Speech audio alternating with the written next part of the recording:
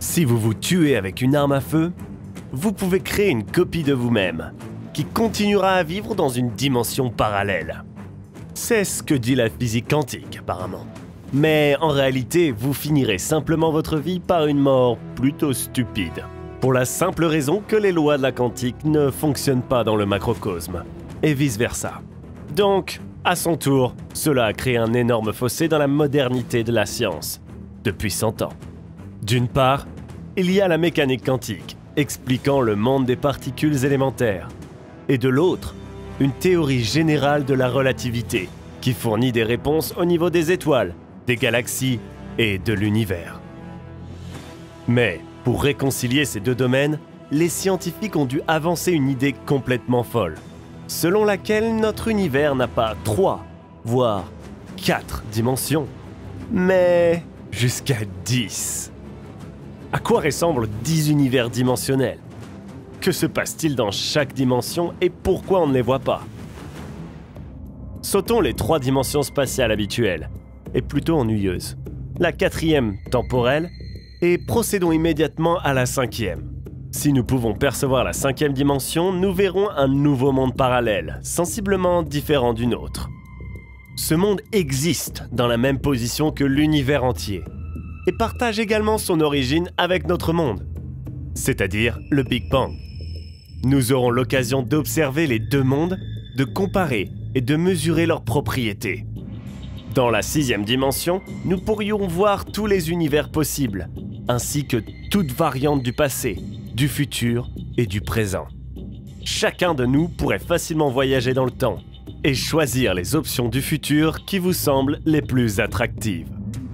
À partir de la 7e dimension, des univers avec des nouvelles lois physiques de la nature, de gravité et de la lumière nous seront révélés. Si dans les cas précédents, tous les mondes parallèles avaient le même commencement que notre univers, c'est-à-dire le Big Bang, à partir de la 7e dimension, les nouvelles dimensions ont des origines complètement différentes. La 8e dimension nous permettra de voir toutes les options du passé, du futur et du présent, pour tous les univers émergeant à l'infini. Dans la 9e dimension, nous pourrons comparer les histoires de tous les univers probables qui proviennent de toutes les lois possibles de la physique et des conditions initiales. La 10e dimension offre absolument tout. Les lois universelles de la physique pour tous les univers et des possibilités illimitées de mouvement dans l'espace et le temps seront révélées à l'homme. Il peut également y avoir une 11e dimension, similaire aux propriétés de la 10e. Toutes les dimensions qui suivent retomberont à la 10e ou à la 11e. Cela conduit à une question tout à fait logique. Puisqu'il y a tellement de dimensions dans notre univers, pourquoi ne les voyons-nous pas? Imaginez que vous êtes un écureuil vivant à l'infini le long d'un arbre. Dans ce cas, vous avez 2 dimensions, le long de l'arbre et autour de lui. Mais alors vous voudriez une aventure, et vous sauteriez sur un arbre voisin plus mince. Après cela, la mesure autour de l'arbre devient si petite que vous ne la remarquez tout simplement pas. Et maintenant, il se déplace uniquement sur le long. La même chose se produit avec des espaces supplémentaires. Chaque fois que vous faites une sorte de mouvement de la main, vous traversez les 6 dimensions. Seulement, elles sont complètement invisibles, car elles sont compactées. Cela signifie que les mesures sont recourbées à des tailles subatomiques et cachées dans notre univers. Pour faire effondrer au moins 2 dimensions, nous prenons une figure à au moins 2 dimensions. Par exemple, la forme géométrique Thor, une forme qui peut être vue par exemple dans une bouée ou une chambre à air. Ce chiffre est défini par 2 cercles opposés. L'un d'eux contourne un trou au centre, le second passe par là. Tout d'abord, le Thor rétrécit sa forme de beignet de plus en plus petite jusqu'à atteindre un point 0 sans dimension. Lorsque des mesures supplémentaires sont regroupées en un seul point, leur taille ne dépasse pas 3,937 fois 10 puissance moins 34 pouces ou 10 puissance moins 33 cm. Il n'existe aucun appareil capable de détecter visuellement quoi que ce soit avec une taille incroyablement petite. 6 dimensions invisibles s'ajoutent à un espace géométrique appelé le collecteur Calibiyo. Mais, contrairement au Thor, le Calibi-Yo a 6 dimensions jusqu'à 500 trous et d'innombrables cercles multidimensionnels. Les flux électromagnétiques de puissance traversent les trous, chacun qui peut être dans 10 états différents. Le physicien américain Joseph Polchinski a effectué des calculs avec ces chiffres et a constaté que le nombre de variétés du Calibi-Yo est d'environ 10 500.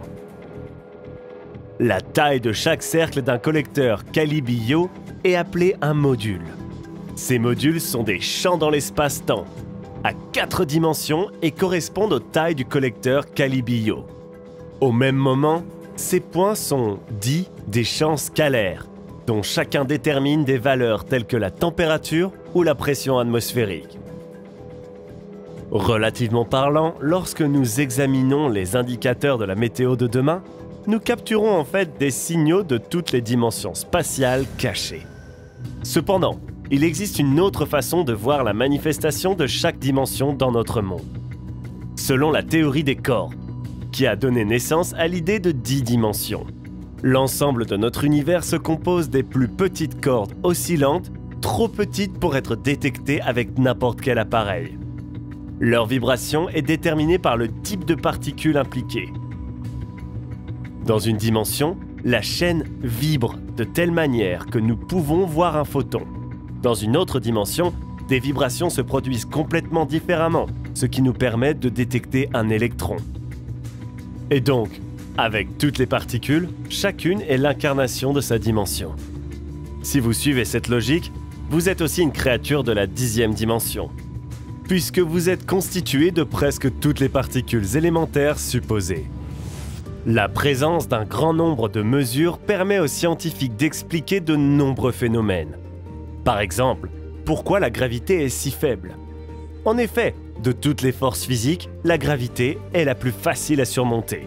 Vous faites cela constamment en levant les jambes, en marchant. D'une autre manière, la force électromagnétique est 10 due au décillions ou 10 puissance 40 fois plus forte que la gravité. Ça ne devrait pas se passer comme ça, mais la théorie des cordes explique ces différences par le fait qu'elles ont différentes cordes.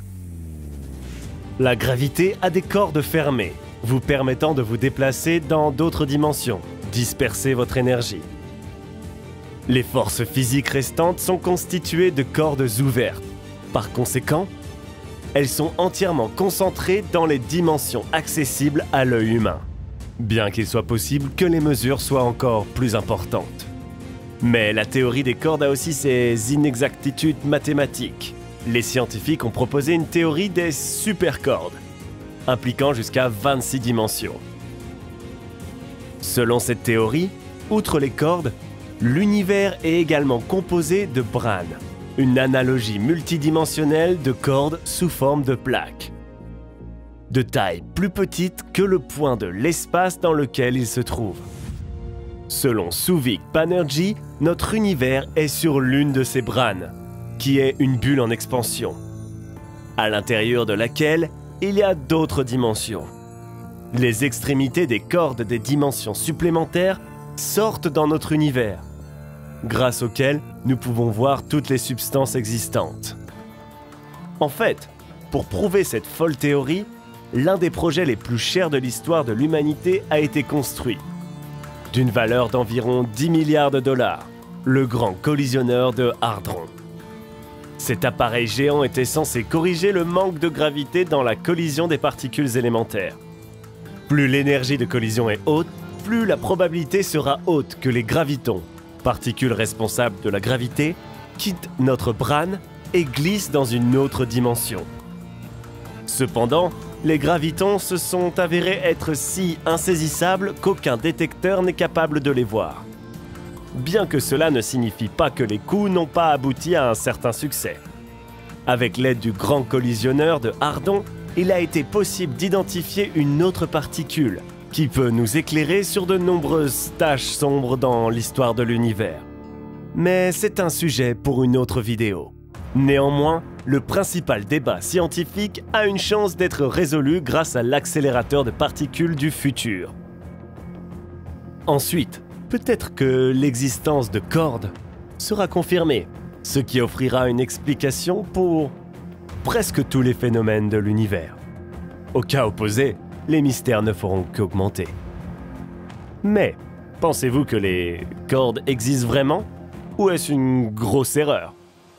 Et aimeriez-vous découvrir les capacités des 10 dimensions? Partagez-le dans les commentaires juste en dessous. Et si vous aimez la vidéo, donnez-lui un petit like. N'oubliez pas de vous abonner à la chaîne si ce n'est pas déjà fait. Cliquez sur la cloche pour recevoir des notifications sur les nouvelles vidéos passionnantes qui vous attendent dans le futur.